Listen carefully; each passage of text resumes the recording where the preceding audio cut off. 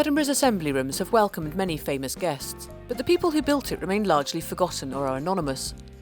Well-respected local architects were responsible for its design, from the original 1787 neoclassical building to the addition of the Victorian Music Hall in 1843 and the final Edwardian extension of the drawing rooms over the side lanes and new supper rooms in 1906.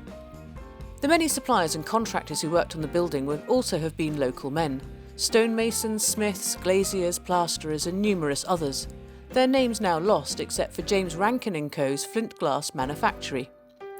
Located just off Leith Walk, Rankin's glass shop is thought to have made the 3 ballroom chandeliers, the assembly room's most stunning feature.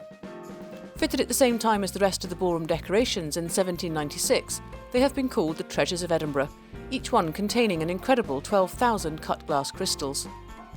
For extra special events, local businesses provided the assembly rooms with decorations such as garlands of greenery, exotic plants, cloth drapes and scenic backdrops, including one by a young Edinburgh man, David Roberts, who would go on to become one of the most celebrated artists of the 19th century.